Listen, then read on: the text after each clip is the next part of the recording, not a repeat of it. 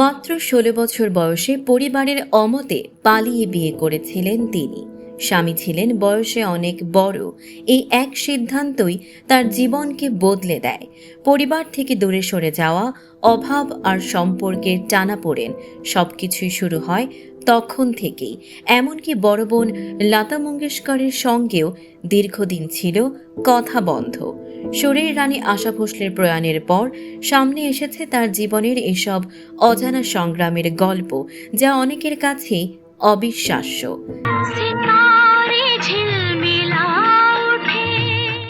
কিশোরী বয়সে বিয়ের পর বাস্তবতা ছিল আরও কঠিন। স্বামীর সীমিত আয়ে বড় সংসার চালানো প্রায় অসম্ভব হয়ে ওঠে। খুব অল্প বয়সেই সংসারের পুরো দায়িত্ব এসে পড়ে তার কাঁধে। ভোর থেকে শুরু হতো দিন, রেওয়াজ, রান্না, ঘরের কাজ, তারপর স্টুডিও। কখনো কাজ মিলত, কখনো বা মিলত না। অনিশ্চয়তা ছিল নিত্য সঙ্গী। সবচেয়ে হৃদয় বিদারক ছিল মাতৃত্বের সেই সময়গুলো। ১ মাসের শিশুকে ঘরে রেখে বের হতে হতো গান গাইতে, কারণ সংসার চালানোর আর কোনো উপায় ছিল না। নিজের সন্তানের পাশে থাকার সময়টুকুও পাননি তিনি। কিন্তু দাম্পত্য জীবন ছিল আরও কঠিন। নিজেই বলেছেন, সেই সম্পর্ক ছিল নির্যাতন আর মানসিক চাপে ভরা। শ্বশুরবাড়ির রক্ষণশীল মানসিকতা একজন গায়িকাকে মেনে নিতে পারেনি। শেষ পর্যন্ত ৩য় সন্তানের গর্ভে থাকাকালীন তাকে বাড়ি ছাড়তে বাধ্য করা হয়।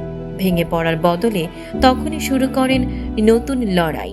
একক মা হিসেবে ৩ সন্তানকে বড় করার সংগ্রাম। বোল্ড গান গাওয়ার জন্য সমালোচিত হলেও সোজা জবাব দিয়েছিলেন, সংসার চালাতে আমাকে কাজ করতেই হতো। এই অদম্য লড়াইয়ের মধ্য দিয়ে গড়ে ওঠে তার কিংবদন্তি ক্যারিয়ার। পরে আর.ডি. বর্মনের সঙ্গে নতুন জীবনের শুরু হলেও সংগ্রামের স্মৃতি কখনো মুছে যায়নি। আজ তিনি নেই, কিন্তু তার গল্প শেখায়, স্বপ্নের পেছনে থাকলে কোনো সংগ্রামই আপনাকে থামাতে পারে না।